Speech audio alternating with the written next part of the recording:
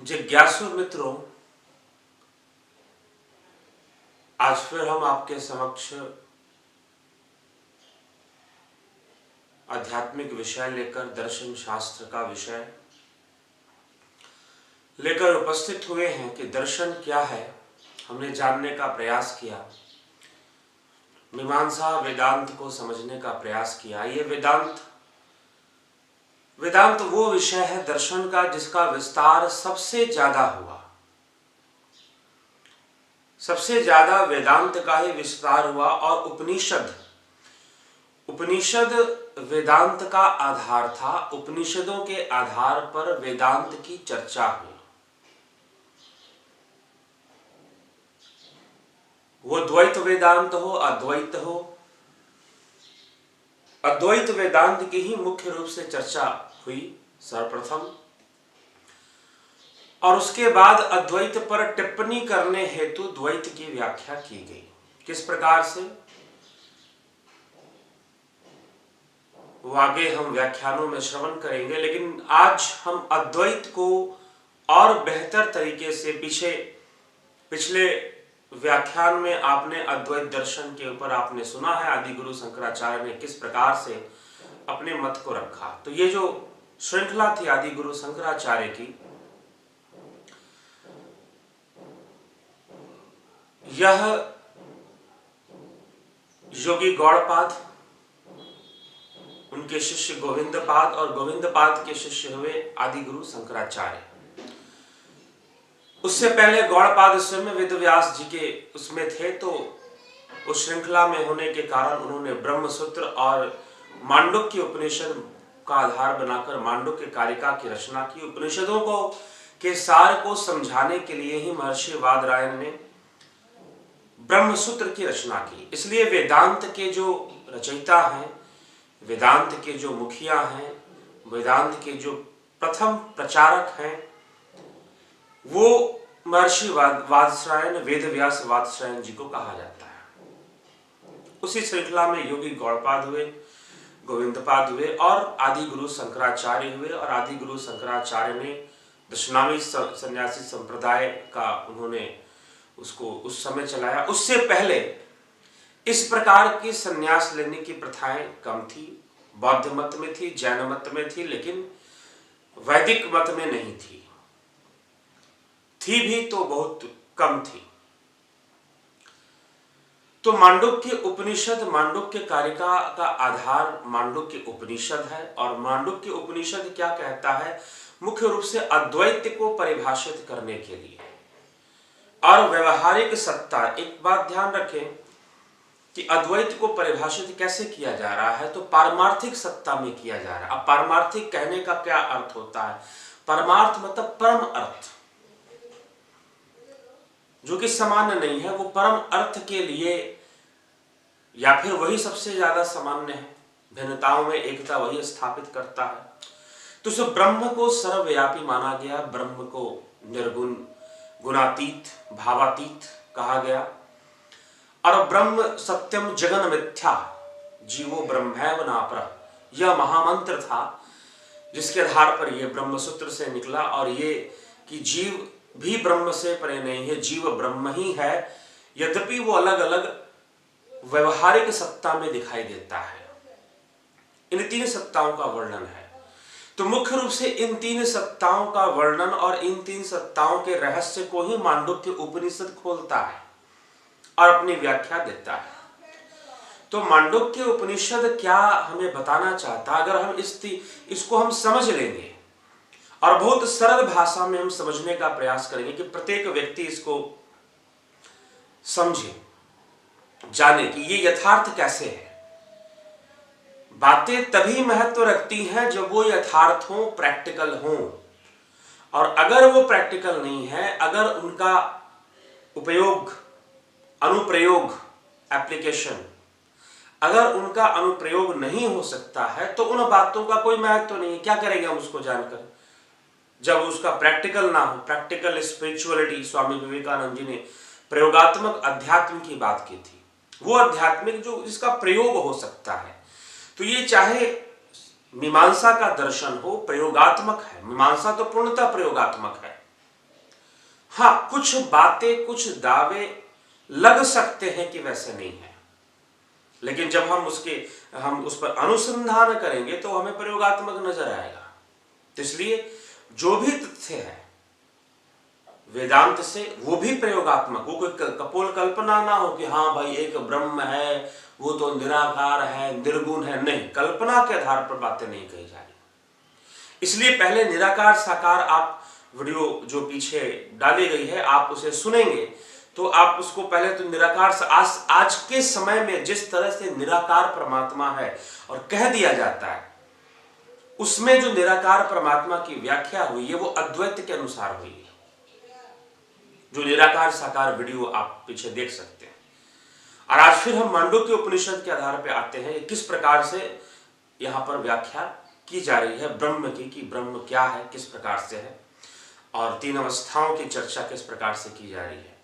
तो जब हम इसको जान लेंगे, समझ लेंगे, तो निश्चय ही हम समझ पाएंगे कि किस प्रकार से आदि गुरु शंकराचार्य ने भगवान को भी स्वीकार किया, देवी देवताओं को भी स्वीकार किया, और ब्रह्म निर्गुण ब्रह्म को भी स्वीकार किया। अब लड़ाई समाज में क्या होती है कि भाई जब ब्रह्म निर्गुण है तो फिर देवी देवताओं को मानने की क्या आवश्यकता है, ये देवी देवता तो भाई कल्पना हो गई या कुछ हो गए। लेकिन उसके पीछे कारण दिए गए हैं, मीमांसा उसका कारण बताता है कि कैसे उनका अस्तित्व है और कैसे उनका सम्मान, उनकी पूजा करनी चाहिए। रही बात निराकार निर्गुण ब्रह्म की, उसकी पूजा वूजा नहीं होती है। ये उस समय भी जब निराकार साकार की जब वीडियो आई थी, व्याख्यान आया था, उस समय भी मैंने बताया था और आज भी ये बात कह रहा हूं, और ये बात प्रमाणित होता है शंकराचार्य, आदि गुरु शंकराचार्य के अद्वैत मत से। उसकी पूजा नहीं होती, ब्रह्म की पूजा नहीं होती, आप ये जान लें। अब ब्रह्म कोई ब्रह्मा जी नहीं है, ब्रह्मा जी एक देवता है जो सृष्टि के देवता है। ब्रह्म मतलब जो निराकार तत्व है, जो तत्विक जिसका व्याख्या है। तो आज हम मांडुक्य उपनिषद पर ये हमारे सामने है ताकि आप समझ सके इसको, इसलिए सामने रखा गया है। कई बार लोग कहते हैं कि भाई ये तो आप वही सब बातें बता रहे, वही सब बातें है ही संसार में, और क्या है वही सब बातें। आप सतयुग में भी आदमी मुंह से खाता था, कलयुग में भी मुंह से ही खाता है। प्रकृति अपना नियम इतनी आसानी से नहीं बदल देती, कुछ नियम तो सार्वभौमिक है और सर्वदा ही रहेंगे। इसलिए कोई नई बातें नहीं आएगा अध्यात्म के विषय में। कबीर ने कुछ बताया हो या सूरदास ने कुछ बताया हो, वो कभी नई बातें लेकर नहीं आएगा। इसलिए स्वामी विवेकानंद जी ने जब अमेरिका में उन्होंने एड्रेस किया था तो उन्होंने एक बात कही थी, अगर कोई व्यक्ति ये कहता है कि मैं नया धर्म लेकर आ गया, मैं जो बातें बता रहा हूं ये ज्यादा विकसित, ये नया है, धर्म है, नया चीज, तो नई चीज आप कुछ भी लाकर नहीं दे सकते। जो पहले से विद्यमान है आप उसी पे कार्य कर सकते हैं या उसी को खोजेंगे। आप शास्त्र पढ़ें या ना पढ़ें। कबीर ने, रामकृष्ण परमहंस, स्वामी विवेकानंद जी उनके शिष्य थे, उन्होंने तो बहुत शास्त्र पढ़े, लेकिन रामकृष्ण परमहंस ने तो नहीं पढ़े थे, लेकिन उनकी बातें शास्त्र सम्मत थी। क्योंकि शास्त्र जो लिखे गए वो एक अनुसंधान के तहत लिखे, प्राकृतिक रूप से जो अनुसंधान किए गए उसको आधार बनाकर शास्त्रों को लिखा गया है, रचना की गई। मानव मन और मस्तिष्क के ऊपर, मानव के ऊपर आंतरिक जो अनुसंधान हुए साधना के, उसके ऊपर। तो आपको अलग चीजें थोड़ी ना मिल जाएगी। सतयुग में किसी ने मिर्ची खाई तो भी तीखी, कलयुग में खाएगा तो भी तीखी तो रहेगी, बदल थोड़ी ना जाएगी। हाँ, एक परिवेश बदलता है। युगों के अंतर जो डिफरेंस है, वास्तव में युगों में जो अंतर है वो साइकोलॉजिकल डिफरेंस है, मनोवैज्ञानिक अंतर है। वो जो अंतर है युगों, सतयुग के अंदर जो लोग रहते थे उनकी साइकोलॉजी और आज के लोगों की साइकोलॉजी में अंतर है, वो मनो स्थिति में अंतर है। इसलिए युगों को अलग अलग बताया जाता है। लेकिन जो प्राकृतिक रूप से जो चीजें हैं वो तो वैसे ही रहेंगी। हमको आने समझने की आवश्यकता है, हम समझेंगे तो निश्चय ही। तो आइए मांडुक्य उपनिषद पर हम शास्त्र सम्मत, ताकि प्रत्येक एक अक्षर का हम अर्थ यहाँ पर प्रकट करेंगे आज इस व्याख्यान के माध्यम से। और इसकी प्राथमिकता या प्रमाणिकता किन ग्रंथों में पाई जाती है, अनेक ग्रंथों में पाई जाती है, आप इसको समझ सकते हैं। तो किस आधार पर ये बातें कही जा रही हैं उसको भी हम जानने का प्रयास करेंगे। आज भी मनुष्य मन को लेकर, मनुष्य की चेतना को लेकर बहुत सारी बातें रहस्यमयी है, बहुत सारी बातें रहस्यमयी है। एक अवस्था का सत्य दूसरी अवस्था में असत्य भी साबित हो सकता है। अब सत्य असत्य कैसे, अवस्थाएं बदल गई तो बदल जाएगा, ठीक है, पानी उड़ नहीं सकता है, लेकिन उसे गर्म कर दो तो वाष्प बन के वो पानी उड़ भी जाता है, अवस्था बदल गई। तो अवस्थाओं के अनुसार बहुत सारी चीजें परिवर्तित हो जाती है, मांडुक्य उपनिषद इसको कहता है।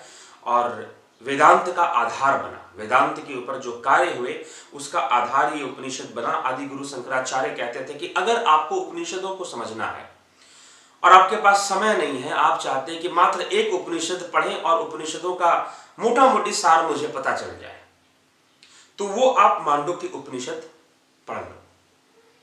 ओवरऑल जितने भी उपनिषद है घुमा फिराकर वहीं पर पहुंचते हैं। आप मांडुक्य उपनिषद सबसे छोटा है, 12 श्लोकों में, बहुत गूढ़ है, लेकिन बहुत रहस्य है इसमें। आदमी सोचे कि सीधा कोई थोड़ा बताने वाला हो तो अच्छा होता है, लेकिन जो अनुसंधान कर रहे हैं या फिर अनुसंधान में लगे हुए हैं, लेकिन इसको पहले पढ़कर इस पर कार्य करना थोड़ा सा वो है, इसलिए जानकार, इसलिए आदि गुरु शंकराचार्य के उसमें अगर आप उससे पहले विद्वानों को पढ़ेंगे, आप मीमांसा को पढ़ेंगे, कुमारिल भट्ट को पढ़ेंगे या उससे पढ़ेंगे, तो उनमें उन ग्रंथों में आप पतंजलि को उसमें पढ़ेंगे, उन ग्रंथों में गुरु का महत्व कम है। लेकिन जब आदि गुरु शंकराचार्य जब अपने ऋचाओं को लिखते हैं उसमें वेदांत में गुरु का महत्व ज्यादा आता है। पतंजलि के योग शास्त्र में या अन्य शास्त्रों में लोग आज के समय में लोग ये कहते हैं कि भाई गुरु बनाना बहुत जरूरी है, सत्य बात है, लेकिन कई बार इसको बहुत ही आडंबरी ढंग से प्रस्तुत किया जाता है कि गुरु बनाना बहुत जरूरी है। तो ये जब होता है तो समाज में विकृति आती है, और समाज में गुरुवाद को लेकर बहुत विकृति है भी, वो हम देख सकते हैं। तो शास्त्रों को समझना, बहुत सारी बातों को लेकर विकृति है, आत्मज्ञान क्या है, ब्रह्म ज्ञान क्या है, इन सब कई बातों को लेकर भयावह विकृतियां हैं। इसलिए बहुत कुछ स्पष्ट होगा, अभी कुछ मांडुक्य उपनिषद के साथ जितना स्पष्ट हो सकता है वो हम कर रहे हैं, और आगे के व्याख्यानों में आपको ब्रह्म ज्ञान आत्मज्ञान की चर्चा अलग से भी होगी, लेकिन इसमें हम पढ़ें कि क्या कहा जा रहा है। सबसे प्रथम श्लोक को हम लेते हैं मांडुक्य उपनिषद का। ओम पूर्णमदः पूर्णमिदं पूर्णात् पूर्णमुदच्यते पूर्णस्य पूर्णमादाय पूर्णमेवावशिष्यते। ओम शांति शांति शांति। ओम। उपनिषदों के सम्मान के लिए उपनिषदों को पढ़ने का एक तरीका होता है, इसलिए हम उसको शांति पाठ के साथ इसको हम पढ़ते हैं।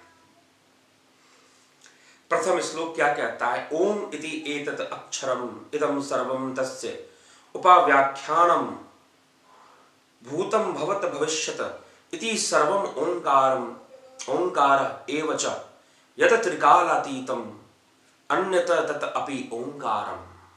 क्या अर्थ है? ये कह रहा है ओम ऐसा यह एक अक्षर है। अक्षर मतलब जिसकी क्षर मतलब नष्ट होना, अक्षर मतलब जो नष्ट नहीं होता।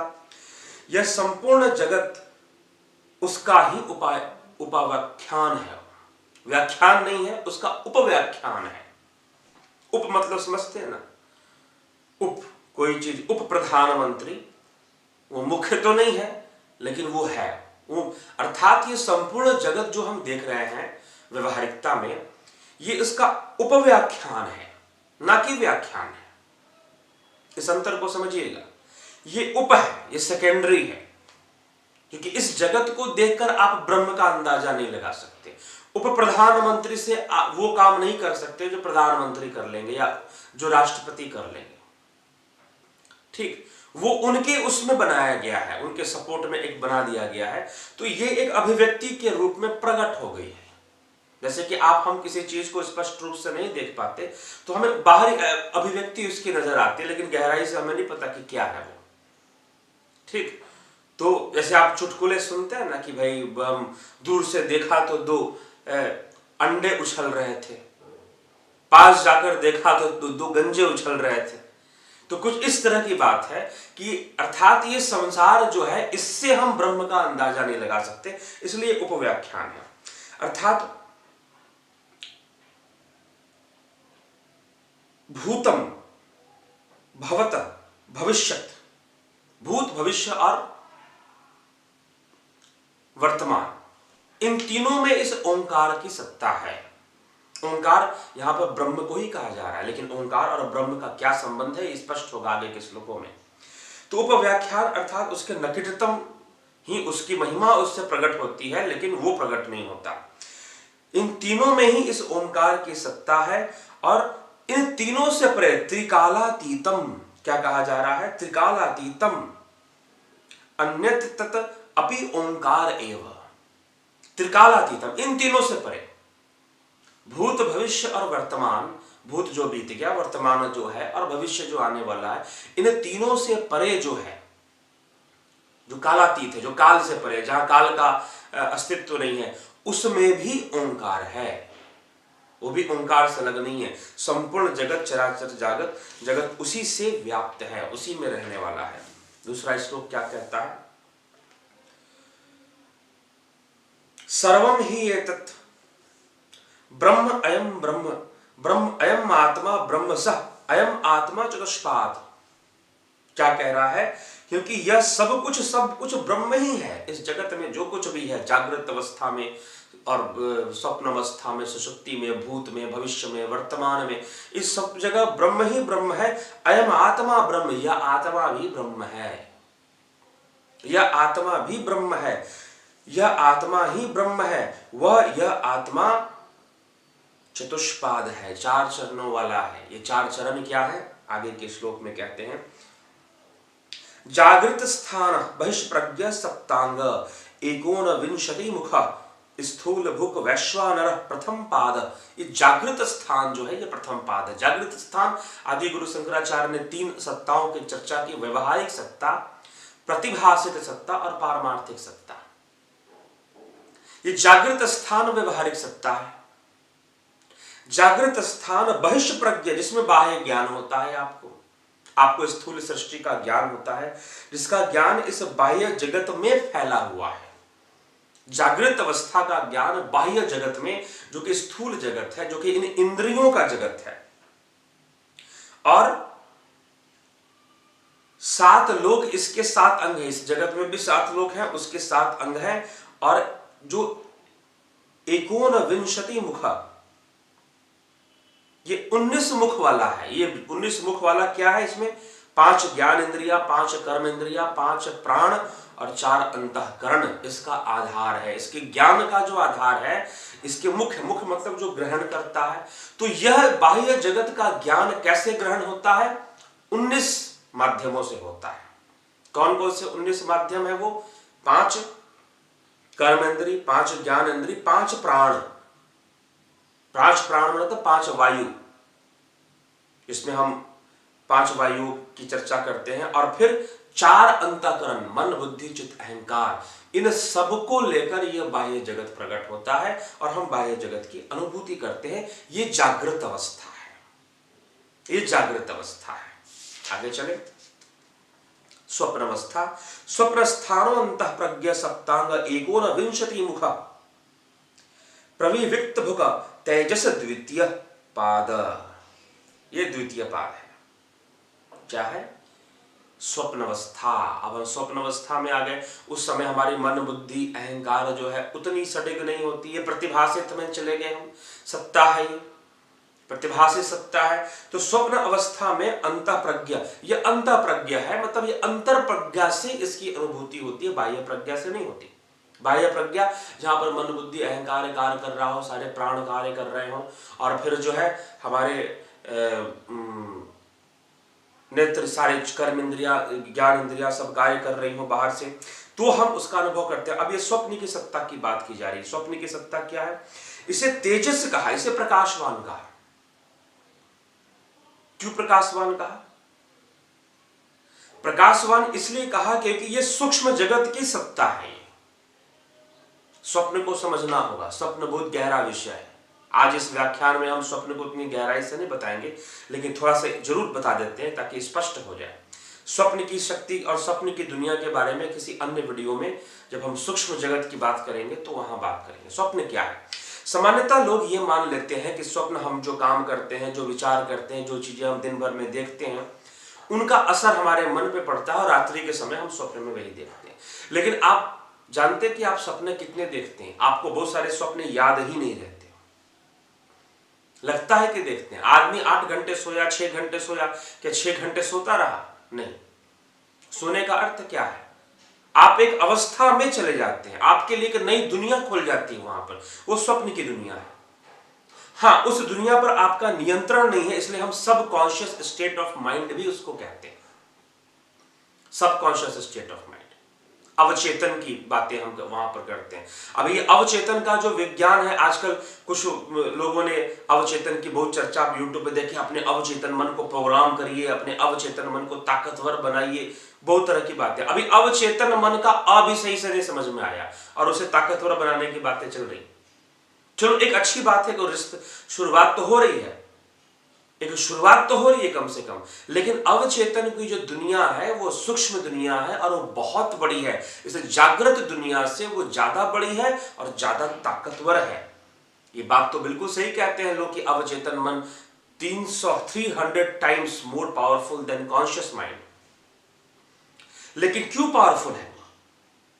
अगर वो 6 घंटे के लिए हमारे जीवन में है तो पावरफुल कैसे है? या कार्य तो वो हमेशा कर रहा है, लेकिन वो एक सूक्ष्म जगत है। हम उस अवचेतन मन के प्रति जागृत नहीं है, हम कॉन्शियस नहीं है, इसलिए पावरफुल सबकॉन्शियस को नहीं, कॉन्शियस को बनाना है। जब आपका कॉन्शियस माइंड पावरफुल होगा तो आप अपने सबकॉन्शियस माइंड को कंट्रोल करेंगे, धीरे धीरे सीखेंगे, उसको प्रोग्राम करना सीखेंगे।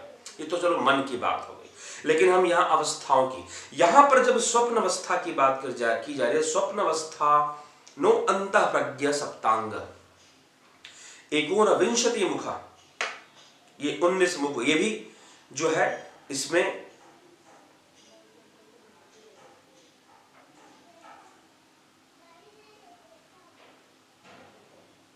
ये भी सूक्ष्म जगत का भोक्ता है। जो 19 मुख, 19 मुख अर्थात 19 मुख से ही इसका भोग होता है। इसका भी यहां भी आपको हमारे जो अवचेतन की अवस्था में भी भोग तो हो रहा है, लेकिन स्पष्ट नहीं हो रहा है। ये सूक्ष्म जगत बहुत गहरा विषय है और इसमें बहुत बड़ी रचना है। जब हम इस पर नियंत्रण करना सीख जाते हैं तो हम अपने अंदर बहुत बड़ी शक्ति का विकास कर लेते हैं। सूक्ष्म जगत के माध्यम से आप कहीं भी किसी से बात कर सकते हैं, कोई कितना भी। तो यहां पर जो स्वप्न अवस्था की बात हो रही है उसमें बताया जा रहा है कि स्वप्न अवस्था नो अंतः प्रज्ञा सप्तांग 19 मुख प्रविक्त भुक तेजसो द्वितीय पाद, यह तेजस का द्वितीय पाद है। तो ये सूक्ष्म अवस्था की बात की जा रही है, सूक्ष्म अवस्था भी ना कहें, सूक्ष्म लोक की बात की जा रही है, जो कि हिरण्य गर्भ सृष्टि है। ब्रह्म के 3 रूप बताए जाते हैं, ईश्वर, हिरण्य गर्भ और वैश्वानर। तो प्रथम अवस्था में हमने जो सुना वैश्वानर की, वैश्वानर प्रथम पाद, प्रथम अवस्था में कहा गया वैश्वानर जो है वो प्रथम पाद है। और वैश्वानर क्या है? वैश्वानर विस्तार है, ब्रह्म का विस्तार है। जागृत अवस्था में जो स्थूल सृष्टि, जागृत अवस्था में जो हम विस्तार देखते हैं संपूर्ण ब्रह्मांड का, यह ब्रह्म ही तो है। और यह जो विस्तार है उसे वैश्वानर कहा गया। लेकिन ये जो वैश्वानर आया वो हिरण्य गर्भ से आया। हिरण्य गर्भ भी ईश्वर का एक रूप है, ब्रह्म का एक रूप है। तो वो किस प्रकार से यहां पर कहा जा रहा है? ईश्वर कुछ दूसरे संदर्भ में ईश्वर शब्द का प्रयोग होता है, भगवान शब्द का प्रयोग होता है। ईश्वर और भगवान में भी कुछ अंतर है जिसे हम समझने का प्रयास आने वाले व्याख्यानों में करेंगे। लेकिन अभी जो ये मांडुक्य उपनिषद का श्लोक है, 4th श्लोक, स्वप्न स्थानो अंतः प्रज्ञा सप्तांग 19 मुख प्रविविक्त भुग तेजसो द्वितीय पाद, ये द्वितीय पाद है, सूक्ष्म जगत। तो स्वप्न का जगत सूक्ष्म जगत है। जिस समय हम स्वप्न अवस्था में होते हैं उस समय हम सूक्ष्म लोक में होते हैं। सूक्ष्म जगत बहुत ही विशाल है, स्थूल जगत से भी विशाल है, जागृत जगत से भी विशाल है और निश्चय ही ये शक्तिशाली है। जिसको हम सबकॉन्शियस वर्ल्ड कहते हैं वो सबकॉन्शियस वर्ल्ड में ही आएगा और उसमें भी जीव हैं। हम उन जीवों से जुड़ जाते हैं जब हम स्वप्न की अवस्था में होते हैं। तो ये सूक्ष्म जगत, इसका भी निर्माण होता है, इसका निर्माण हुआ और ब्रह्म की अवस्था है। तो कुछ लोग कई बार ये कहते हैं कि सूक्ष्म जगत में स्वप्नावस्था में हमें ज्ञान तो होता नहीं, ज्ञान तो जागृत अवस्था में होता है। तो यह इस प्रकार भी नहीं है, उस समय भी ज्ञान होता है। आप स्वप्न देख रहे हो तो आपको अनुभूतियां हो रही हैं, और जब अनुभूतियां हो रही हैं तो निश्चय ही आपको ज्ञान भी हो रहा है, कुछ ना कुछ आप जान रहे हैं, कुछ ना कुछ आप समझ रहे हैं, कुछ ना कुछ आप देख रहे हैं। और वो स्वप्न भी स्वप्न है, ये कब पता चलता है? जब वो टूट जाता है, जब आपकी नींद, आंखें खुलती हैं, नींद खुलती है, आप नींद से उठते हैं तो आपको पता चलता है कि आपने सपना देखा। लेकिन जिस समय आप स्वप्न देख रहे होते हैं उस समय वह आपके लिए सत्य होता है, वह आपके लिए सत्य होता है। तो अगर कोई सूक्ष्म जगत पर अपना नियंत्रण स्थापित कर ले तो वो बहुत ही बड़े बड़े कार्य कर सकता है। उसके लिए बहुत ही कुछ करना, क्योंकि ये जितनी भी स्थूल जगत है ये सूक्ष्म जगत की अभिव्यक्ति मात्र है। उस पर अगर नियंत्रण कर ले, उस पर उसका ज्ञान प्राप्त कर ले, उसकी समझ उसको अगर हो जाए, साधना का अभ्यास के द्वारा ये सब संभव है, इसलिए ऐसा बताया जा रहा है। तो वो जो सूक्ष्म जगत है, योगी जब अंतर्मुखी होते हैं तो सूक्ष्म जगत की यात्रा करते हैं। तो क्या सपने में रहते हैं? प्रश्न ये भी उठता है, फिर क्या स्वप्न में रहते हैं? स्वप्न में नहीं। स्वप्न तो उस अवस्था को कहते हैं जब आप सो जाते हो और निद्रा की अवस्था में आप वहां पर सजग नहीं रहते, सचेत नहीं रहते। इसलिए वेदांत का जो साधना का जो मार्ग है वो ये हमें सिखाता है कि सचेत रहिए। आदि गुरु शंकराचार्य ने कहा हमेशा सचेत रहिए। बुद्ध ने भी कहा कि सचेत अवस्था में रहो। इसलिए कई बार लोग आदि गुरु शंकराचार्य को बुद्ध से मिलता जुलता हुआ मत भी मानते थे, यद्यपि नहीं है, क्योंकि बुद्ध के मत का इतना विस्तार नहीं है जितना कि वेदांत का है। इतनी ये तीन अवस्थाओं का वर्णन, प्रतिभासित सत्ता, व्यवहारिक सत्ता या परमार्थिक सत्ता का वर्णन, वहां पर भी विस्तार कम नहीं है। लेकिन फिर भी जो बातें गहराई से जितनी स्पष्ट रूप से समझाने का प्रयास, एक है कि उस तथ्य को कहना और एक है कि उस तथ्य को समझा देना, समझाने का प्रयास करना, उस पर तर्क वितर्क शास्त्रार्थ वेदांत को लेकर बहुत ज्यादा हुआ। तो बौद्ध मत में भी इन अवस्थाओं की चर्चा है, वहां पर भी इन तथ्यों की चर्चा होती है। तो सचेत रहो, इस जागृत अवस्था में भी सचेत रहो, स्वप्न में भी सचेत रहो, निद्रा में भी सचेत रहो। आप सचेत हो जाएं, सचेत होकर जीवन जीना सीखें। ये बहुत बड़ी बात है। अगर आप ओशो प्रवचन सुनते हो तो उसमें भी इस तरह की बातें की जाती हैं, और भी कई। तो सचेत होना तात्पर्य स्वप्न के प्रति भी सचेत हो जाओगे तो स्वप्न पर जान जाओगे कि स्वप्न क्या है, समझ जाओगे कि स्वप्न की दुनिया क्या है। वास्तव में उस समय हम स्वप्न में जब होते हैं तो हम सूक्ष्म लोक में होते हैं। सच्चाई ये है, हम सूक्ष्म लोक में होते हैं, सूक्ष्म जगत में होते हैं। इसको हम अन्य ग्रंथों से भी अभी हम प्रमाणित करेंगे कि कैसे ये चीज है। इसको बहुत स्पष्ट रूप से भगवान कृष्ण ने श्रीमद् भगवद गीता में समझाया। पहले मांडुक्य उपनिषद के श्लोक देख लें, उसके बाद हम उसको समझेंगे। तो ब्रह्म का एक अवस्था, एक स्वप्न अवस्था भी है, जो कि द्वितीय पाद है, वो तेजस का पाद है, ज्योतिर्मय है, अर्थात प्रकाशमय है। यत्र सुप्तो न कश्चन कामम कामयति न कश्चन स्वप्नम पश्यति तत् सुषुप्तम। तो वो सुषुप्तम है। सुषुप्त स्थान एकीभूत प्रज्ञान घन एवानंदमयो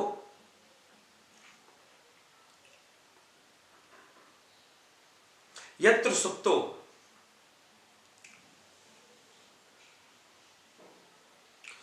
सुप्ता कंचन कामम कामयते कंचन स्वप्नम पश्यति तत् सुषुप्त स्थान एकीभूत प्रज्ञान घन एव ही चेतो मुखो आनंद भुक प्राज्ञ तृतीय पाद। यह तृतीय पाद है, तीसरा पाद है। और तृतीय पाद, तीसरा पाद को क्या कहा जा रहा है? सुषुप्ति अवस्था, जहां पर कुछ भी अनुभूति नहीं होती, लेकिन वहां पर भी चेतना है। The thought of nothingness, Patanjali योग सूत्र में इस अवस्था को कहा गया है थॉट ऑफ नथिंगनेस। इस तीनों की वर्णन आपको पतंजलि में मिल जाएगा, पतंजलि योग शास्त्र में भी मिलेगा, क्योंकि योग का विषय है। तो सुषुप्ति अवस्था क्या है? उसको भी प्रकाशमय मुख कहा गया, वो भी ब्रह्म का प्रकाशमय मुख है। तो हम स्वयं ही ब्रह्म है, ब्रह्म ही अलग अलग अवस्थाओं में अपना विस्तार करता है। तो जागृत अवस्था में ये सृष्टि है, स्वप्न अवस्था में सूक्ष्म लोक है, और फिर निद्रा अवस्था, सुषुप्ति अवस्था है, जहां पर ना तो सूक्ष्म है, सूक्ष्म का अंत है, सूक्ष्म का प्रलय है, वास्तव में ये संपूर्ण सूक्ष्म और स्थूल सृष्टि जो है सुषुप्ति अवस्था उसका प्रलय है।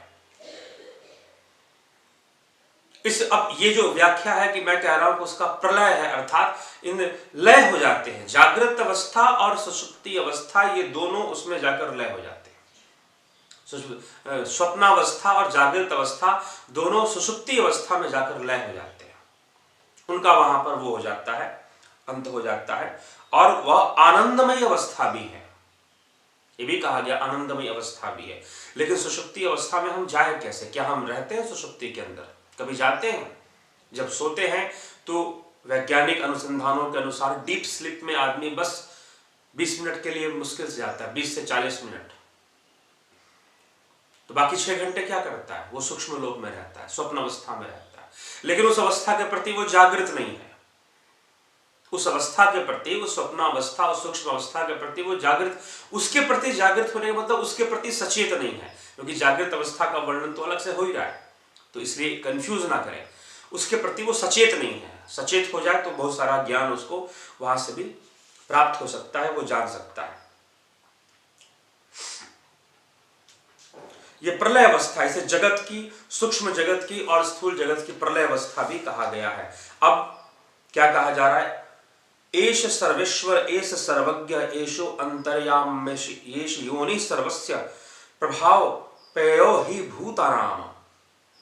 ध्यान से समझिए। एष यह सर्वेश्वर जो सबका ईश्वर है, एष यह सर्वज्ञ सर्वज्ञ है, एष यह अंतर्यामी सबका अंतर्यामी है, एष यह सर्वस्य संपूर्ण जगत का, योनि यह कारण जो कि कारण है, क्योंकि समस्त प्राणियों का प्रभाव जो है, समस्त प्राणियों का उत्पत्ति स्थिति और प्रलय का स्थान यही है। ये चतुष्पाद है।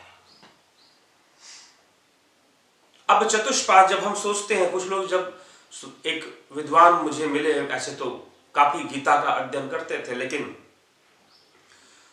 अब वो जब बात इस पर चली चतुष्पाद के ऊपर, चतुष्पाद पर तो पहले जागृत है, फिर निद्रा है, फिर सुसुप्ति है और फिर जाकर चतुष्पाद है, चौथी अवस्था है।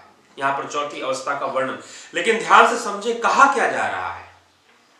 ये मांडुक्य उपनिषद का 6वां श्लोक है, आधा मांडुक्य उपनिषद यहां खत्म होता है। एष सर्वेश्वर एषः सर्वज्ञ एषः अंतर्यामी एषः सर्वस्य योनिः ही भूतानाम प्रभवाप्ययो। क्या है? एष यह सबका ईश्वर है, यह सर्वज्ञ है, यह सबका अंतर्यामी है, यह संपूर्ण जगत का कारण है, क्योंकि समस्त प्राणियों का उत्पत्ति स्थिति और प्रलय का स्थान है। यह जो चौथा पाद है, ये जो तुर्या है, तुर्या अर्थात जो तीनों से परे है, ये चौथा होकर, ये चौथा ऐसा नहीं है कि ये चौथा है, ये एक बेस है, एक आधार है। यह एक आधार है जिसपे सारी घटनाएं घट रही हैं। अर्थात इस आधार पर जागृत भी है, जागृत स्थिति प्रलय और उत्पत्ति। उत्पत्ति की घटना जागृति में है, स्थिति की घटना सूक्ष्म में है और प्रलय, इन दोनों का खत्म हो गया तो प्रलय हो गया। ये जो तीनों अवस्थाएं हैं, जागृत स्वप्न और सुषुप्ति, ये कहां पर घटित हो रही हैं? तो ये चौथी अवस्था में घटित हो रही है। चौथी अवस्था इन तीनों से अलग नहीं है और ना ये तीनों चौथी अवस्था से अलग है। इसलिए पहले कहा गया ना, भूत वर्तमान और भविष्य, उन सब में ओंकार व्याप्त है और इन तीनों के परे जो कालातीत है, कालातीतम, जो कालातीत है उनमें भी है, तो वो चौथा वो ब्रह्म है। इस ब्रह्म के अंदर जैसे समुद्र है, लहरें उठ रही हैं, आप समुद्रों के किनारे अगर घूमें तो कई जगहों पर लहरें बहुत ऊंची ऊंची उठती हैं, कई जगहों पर लहरें बहुत मध्यम धीरे धीरे उठती हैं। समुद्र के कुछ ऐसे भी किनारे हैं विश्व के अंदर जहां पर लहरें नहीं भी उठती हैं, लेकिन इन तीनों अवस्थाओं में समुद्र तो है, समुद्र ही आधार है, लहरों का आधार समुद्र है।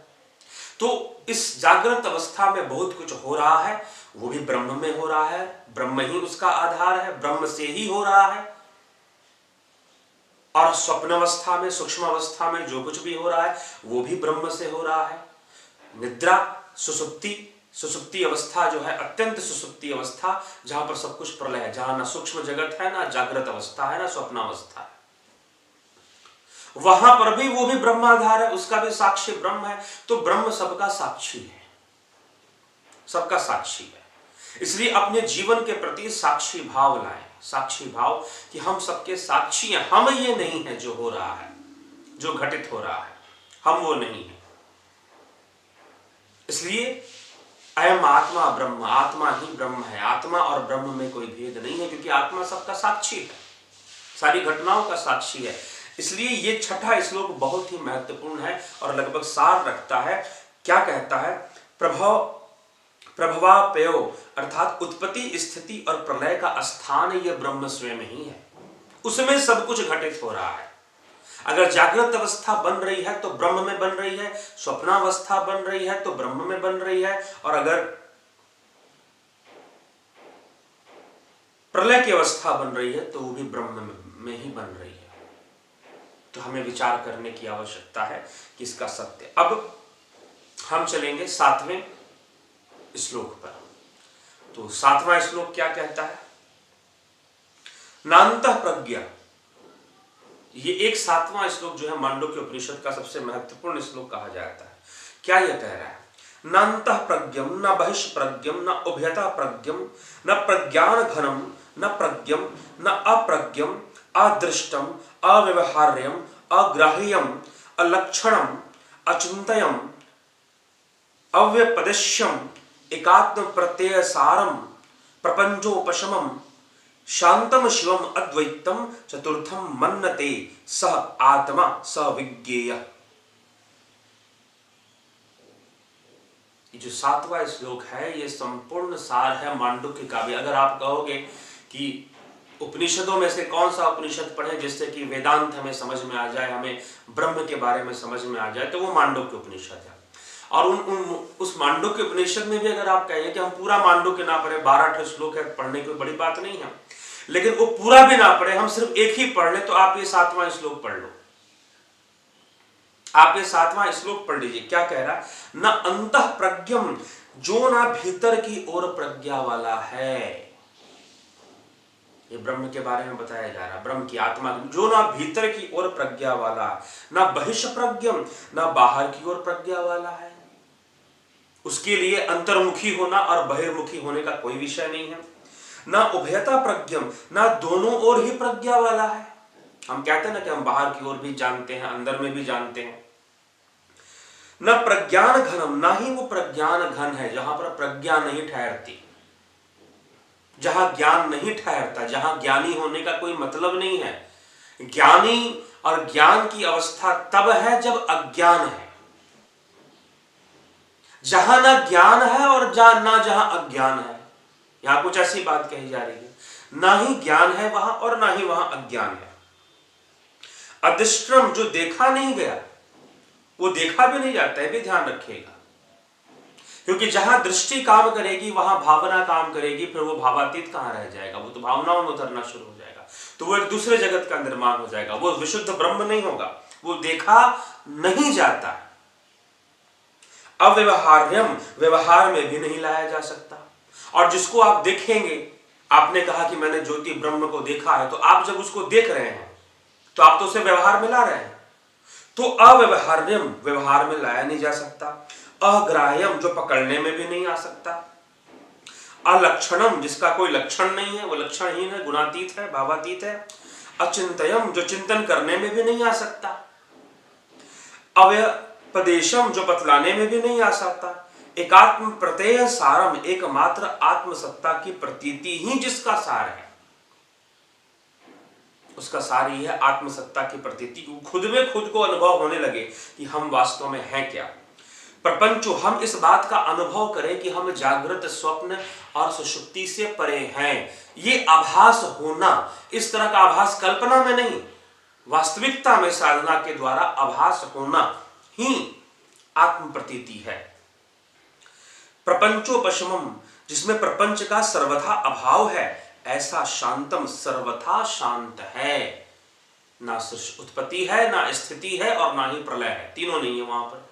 ना उत्पत्ति ना स्थिति प्रलय। अद्वैतम वो अद्वैत है, शिवम अद्वैतम वो मंगलकारी, शिव मतलब मंगलकारी, कल्याण में, वो कल्याण में अद्वैत है। चतुर्थम वह चौथा पाद है, वह तुरिया है।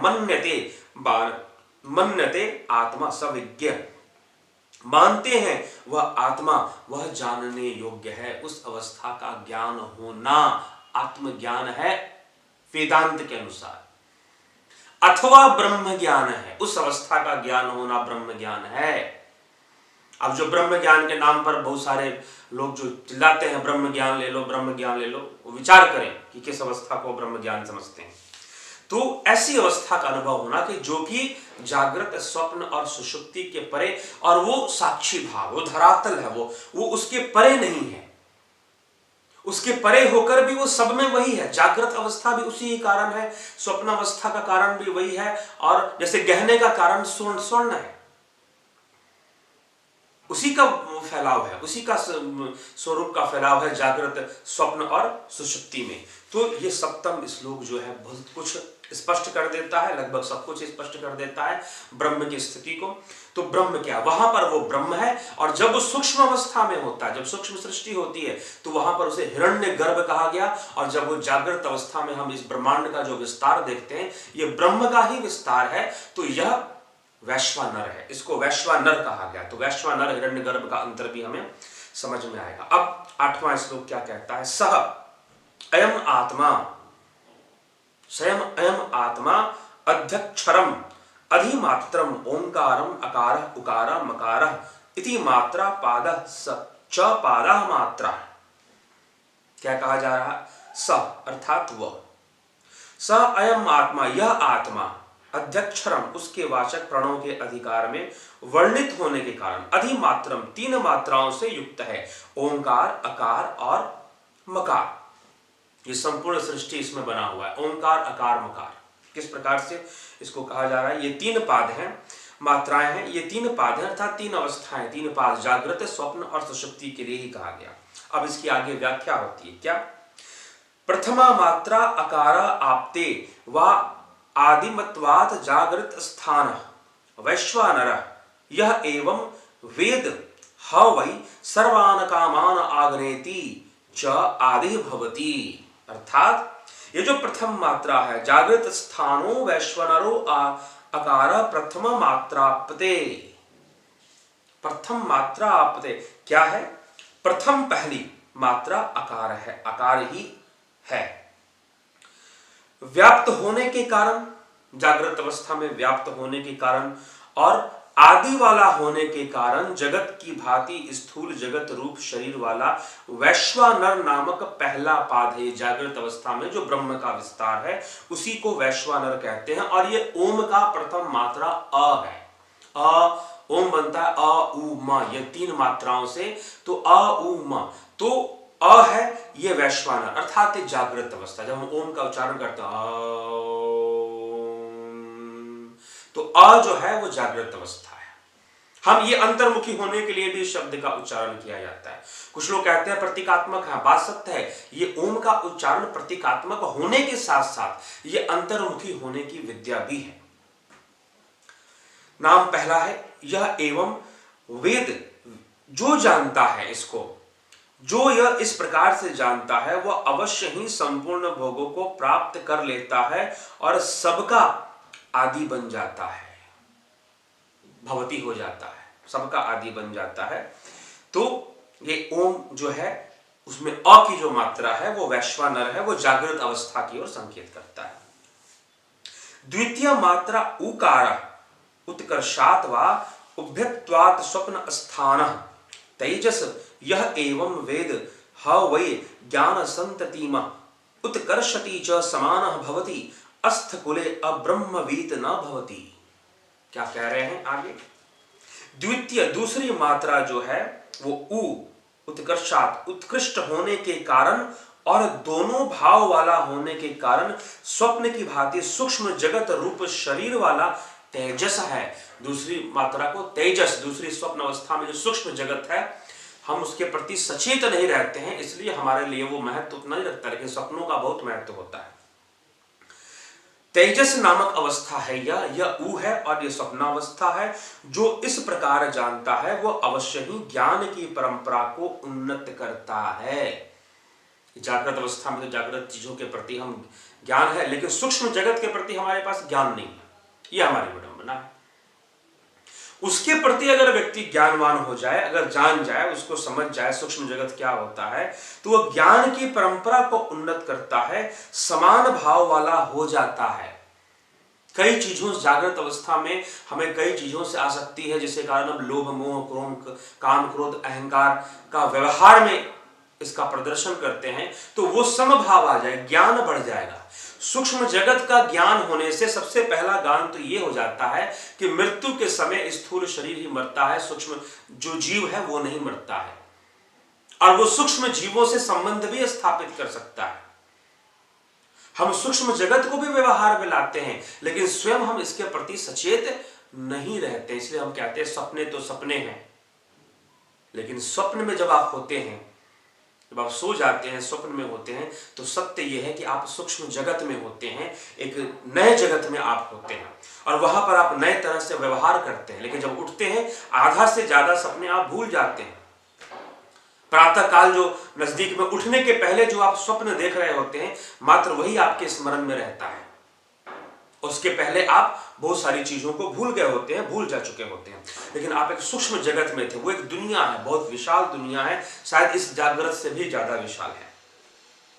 तो समान भाव वाला हो जाएगा अगर उसे सूक्ष्म जगत का ज्ञान हो जाए। कितना स्पष्ट बता रहा है। इसलिए सूक्ष्म जगत का ज्ञान बहुत महत्व रखता है।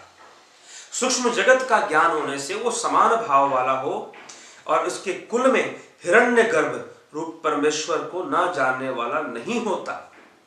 सब उसके कुल में उसको हिरण्यगर्भ उस परमेश्वर को जानने वाले होते हैं। उसके कुल का महान कैसा व्यक्ति ज्ञानवान होता है, महान होता है, ज्ञानी होता है, जो सूक्ष्म जगत का ज्ञान रखता है, जो तेजस का ज्ञान, जो हिरण्यगर्भ का ज्ञान रहता है, जो हिरण्यगर्भ प्रभु की सृष्टि है। 11वां श्लोक क्या कहता है? तृतीया मात्रा मकार मिते अपिते सुषुप्त स्थान प्राज्ञ यह एवं वेद ह वै इदं सर्वं मिनोति आपिति भवति। क्या कह रहे हैं? तीसरी मात्रा म है, मकार है। मिते माप करने वाला होने के कारण, और अपिते विलीन करने वाला होने के कारण, माप करने वाला होने के कारण, जानने वाला होने के कारण, और विलीन करने वाला होने से सुषुप्ति की भांति कारण में विलीन जगत ही जिसका शरीर है। प्राज्ञ नामक तीसरा पाद है, यह प्राज्ञ है, यह भी ज्ञानवान है। जो एवं इस प्रकार जानता है वह अवश्य ही इस संपूर्ण कारण जगत को माप लेता है, अर्थात भली भांति जान लेता है, और सबको अपने में विलीन करने वाला भी हो जाता है। जो इस लोक को जानता है, जो इस लोक को जानता है, वो सबको जानने वाला हो जाता है। जानना एक अलग बात है, सुषुप्ति में चले जाना एक अलग बात है, उसका साक्षात्कार करना एक अलग बात है। हम ऐसे सोते हैं, स्वप्न और सुषुप्ति में जाते हैं, और वहां से फिर वापस आ जाते हैं। क्या वापस आना संभव है? बिल्कुल संभव है। इसकी बहुत सुंदर व्याख्या मिलेगी, अभी करेंगे हम इसी व्याख्यान में। तो हम वापस आ जाते हैं, एक तरह से नया जन्म हो गया समझिए हमारा जीव का। लेकिन वो जो अवस्था है उसके प्रति सचेत नहीं होने के कारण, जब ध्यान के माध्यम से, तो फिर प्रश्न उठता है कि ध्यान के माध्यम से और ऐसे सो जाने में क्या अंतर रह गया? ध्यान के माध्यम से व्यक्ति सचेत अवस्था में सूक्ष्म लोक में जाता है, फिर प्रलय लोक में जाता है, अर्थात सुसुप्ति में भी जाता है, और फिर स्वयं की तुर्या का भी अनुभव कर लेता है। जब वो साधना और ध्यान का मार्ग अपनाता है तो वो सचेत होकर ये सारी क्रियाओं का अनुभव करता है। वैसे हम जाते हैं, लेकिन हम उस समय सचेत नहीं रहते हैं। आइए 13वें 12वें और आखिरी जो श्लोक है उस पर हम चिंतन करते हैं। एवं अमात्र ओंकारम अव्यवहार्य प्रपंचोपशम शिव अद्वैत चतुर्थ आत्मा एव आत्मना आत्मानं संविशति यह एवं वेद, यह एवं वेद।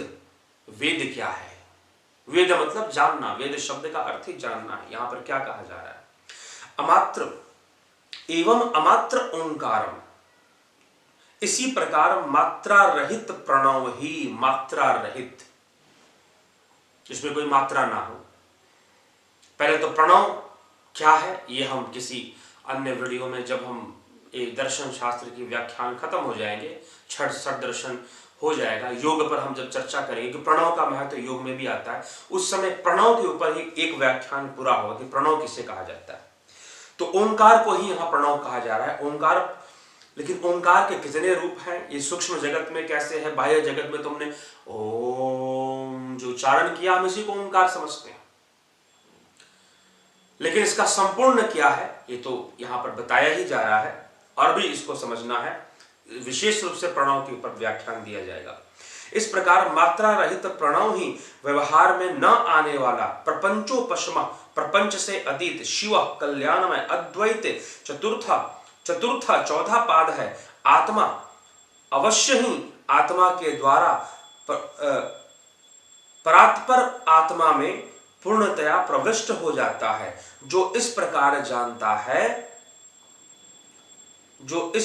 जानता है वो वेदों को जानता है, वो वेद का मर्म को जानता है कि आत्मा स्वयं में ही, या आत्मा ही जागृत अवस्था में बरतती है, स्वप्न अवस्था में बरतती है, सुषुप्ति अवस्था में बरतती है, और स्वयं को इन तीनों से अलग कर जब हम अनुभव करते हैं कि हम इन तीन अवस्थाओं से अलग भी हमारा अस्तित्व विद्यमान है, तो वो ब्रह्म है। वहां पर सर्वव्यापकता, योगी सर्वव्यापकता का अनुभव करता है कि वही सर्वव्यापी है, वो स्वयं के अस्तित्व को कण कण में महसूस करता है, और ऐसा अनुभव करना ही ब्रह्म ज्ञान है, ऐसा अनुभव करना ही ब्रह्म। तो श्रीमद् भगवत गीता भी वेदांतिक, इसके अंदर अगर हम भगवत गीता का अध्ययन करते हैं तो इसमें वेदांत भी है, सांख्य भी है, योग भी है। वैसे तो हर दर्शन के श्लोक और जो बातें हैं इसमें आपको मिल जाएगी, लेकिन सांख्य योग वेदांत मुख्य रूप से इसकी चर्चा करता है। तो वेदांत मुख्य है इसमें, सांख्य योग वेदांत में, वेदांत ऊपर है।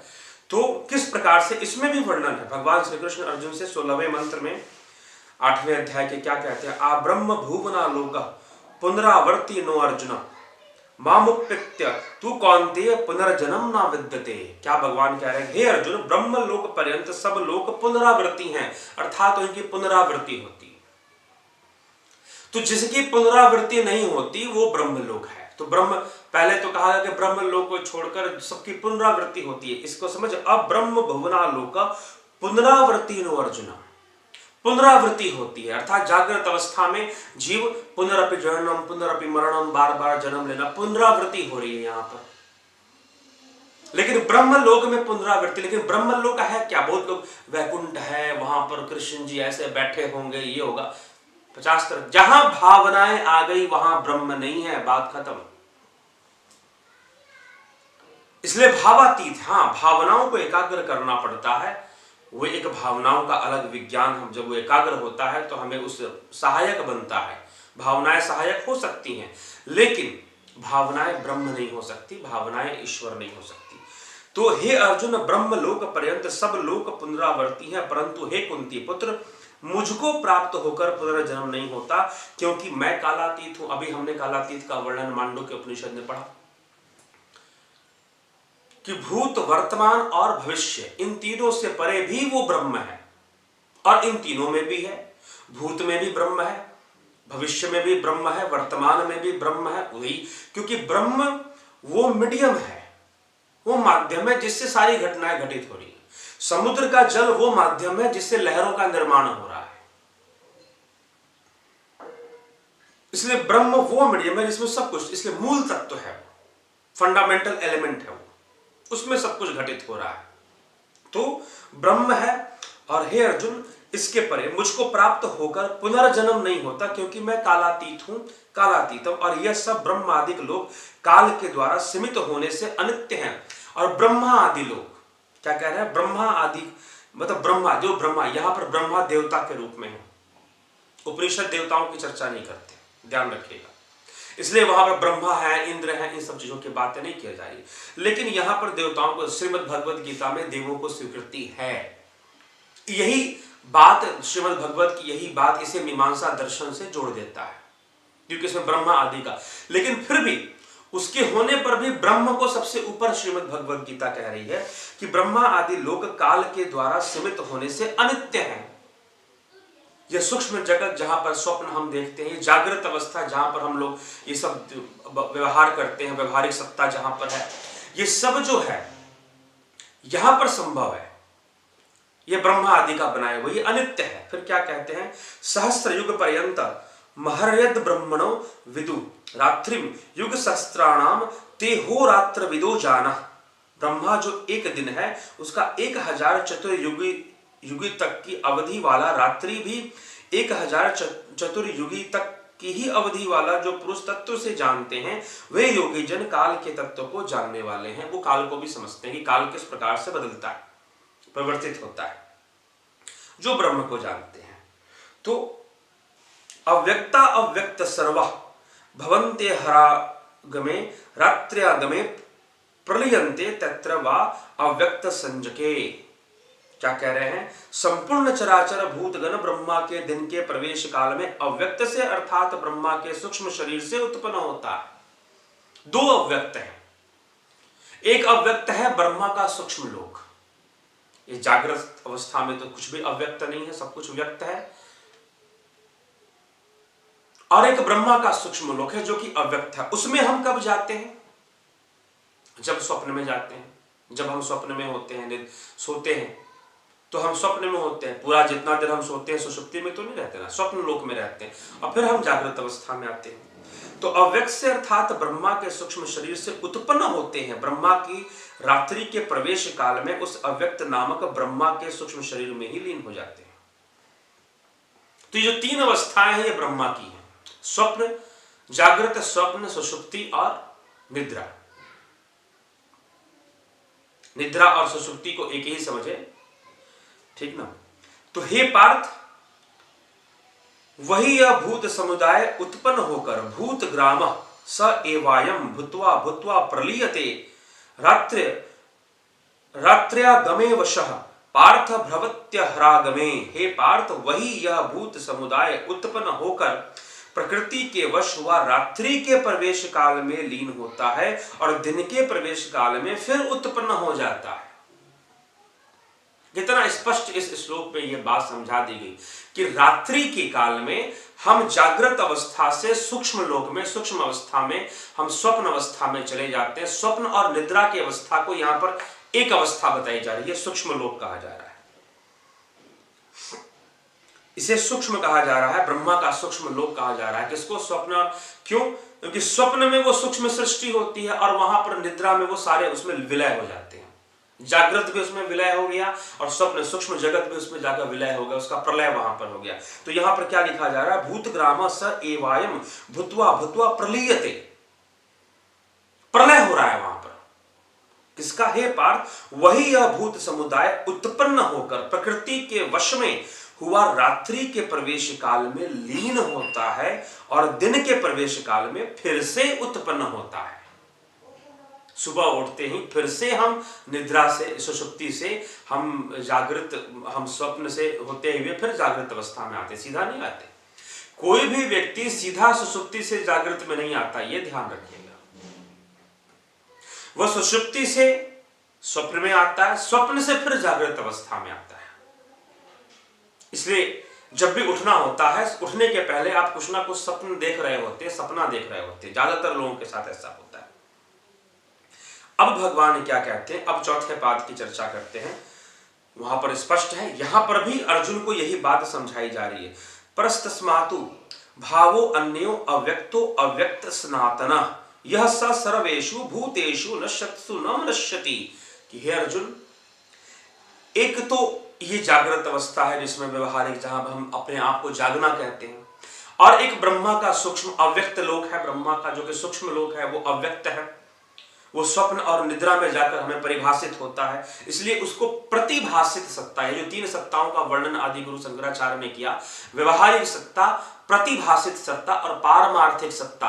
अब इन तीन सत्ताओं का मर्म भी हमें समझ में आएगा, ये समझ लेंगे हम तो कि किस आधार पर व्यवहारिक सत्ता, प्रतिभाषित सत्ता और पारमार्थिक सत्ता का वर्णन किया गया है, ये हमें समझ में आ जाएगा। तो जो ब्रह्मा का अव्यक्त है, ब्रह्मा का अव्यक्त क्या है? ब्रह्मा यहां पर देवता है, यहां पर ब्रह्मा और ब्रह्म को एक मत समझिएगा, ठीक है। उपनिषद देवताओं की वर्णन नहीं करते, इसलिए देवताओं का नाम उसमें नहीं लिखा जाता। तो लेकिन यहां श्रीमद् भगवत गीता में यहां पर एक व्यवहारिक चर्चा है, क्योंकि अर्जुन देवी देवताओं को मारने वाला व्यक्ति है, मानने वाला व्यक्ति है, उनमें विश्वास मानता है वो, इसलिए उसको समझाने के लिए उसी के जैसा बनना पड़ता है। बच्चे को समझाने के लिए बच्चे के जैसा बनना पड़ता है। इसलिए योगी ज्ञानी पुरुष एक आम मनुष्य को समझाने के लिए, उनको आसानी से समझ में आ जाए, इसलिए वो वैसी ही शब्दावली का प्रयोग करते हैं। तो यहां पर ब्रह्मा अर्थात सृष्टि करने वाला एक देवता है, यद्यपि वो भी ब्रह्म में ही है, कोई भी ब्रह्म से अलग नहीं है। तो उस अव्यक्त से अति परे एक तो ये जागृत, और उसके पीछे एक दूसरा अव्यक्त जो ब्रह्मा का है, जिसमें सुषुप्ति और निद्रा है। सुषुप्ति में सूक्ष्म लोक है, सूक्ष्म जीव है, बहुत सारे के सूक्ष्म चीजें हैं, और वो हिरण्यगर्भ है, और उसी से ये जागृत सृष्टि पैदा हुई है, इसलिए उसको हिरण्यगर्भ कहते हैं। गर्भ मतलब बच्चा जब गर्भ में, मां के गर्भ में है तो प्रकट नहीं होता, गर्भ से बाहर निकलता है तो प्रकट होता है, हमारे हम उसे देख पाते हैं, जान पाते हैं कि क्या है। उसी प्रकार से ब्रह्मा का जो ये सूक्ष्म जगत है उसे हिरण्यगर्भ, प्रभु का हिरण्यगर्भ विस्तार कहा गया उसे। तो वो हिरण्यगर्भ उसको कहा जा रहा है, और वो भी अव्यक्त है, इस समय व्यक्त नहीं है। हम जब सो जाते हैं सूक्ष्म लोक में तो उस समय हमें ये व्यक्त होना स्वप्न के माध्यम से व्यक्त होता है, लेकिन योगी ध्यान के माध्यम से, जो योगी पुरुष हैं, जो योग में लीन होना जानते, योग करना जानते हैं, जिनको योग विद्या प्राप्त है, जिनको पराविद्या प्राप्त है, मुंडक उपनिषद में से पराविद्या कहा गया, जिन्हें पराविद्या प्राप्त है, वह उसको ध्यान के द्वारा, साधना ध्यान के द्वारा वो सूक्ष्म लोक में प्रवेश करना जानते हैं। वो वहां भी सचेत रहते हैं, वो सूक्ष्म लोक में प्रवेश करना जानते हैं, वो वहां भी सचेत रहते हैं। तो वो ब्रह्मा का सूक्ष्म लोक है, वो हिरण्यगर्भ है, और वो अव्यक्त है।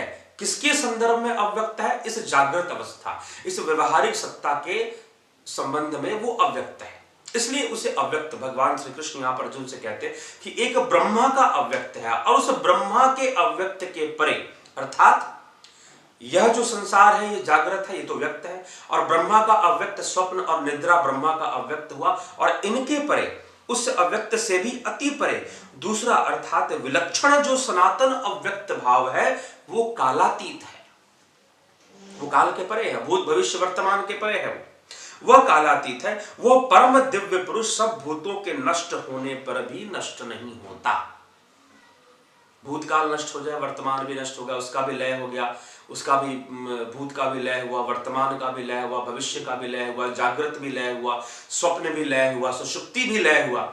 इन सब का लय जहां पर होता है, इनके सब के लय हो जाने पर भी वो लय नहीं होता, उसका प्रलय नहीं होता, वो नष्ट नहीं होता, वो नष्ट नहीं होता। वह क्या है? अव्यक्तो अक्षर इत्युक्तस्तमाहु परमाम गतिम यम प्राप्य न निवर्तन्ते तद्धाम परमम मम। अर्जुन, जो अव्यक्त अक्षर इस नाम से कहा गया है, उसी अक्षर नामक अव्यक्त भाव को परम गति कहते हैं, तथा जिस सनातन अव्यक्त भाव को प्राप्त होकर मनुष्य वापस नहीं आते, वह मेरा परम धाम है, वो है मेरा परम धाम।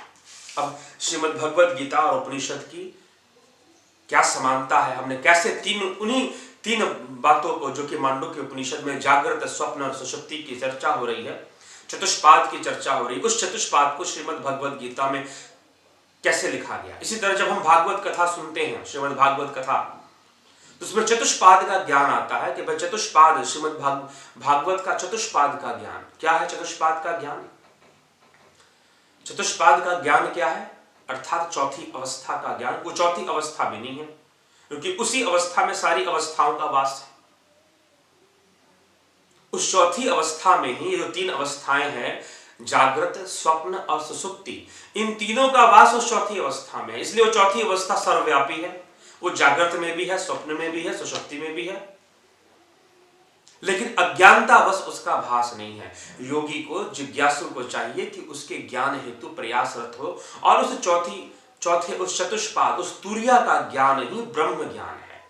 और जब उसका ज्ञान होता है, योगी अपनी सर्वव्यापकता का अनुभव करता है।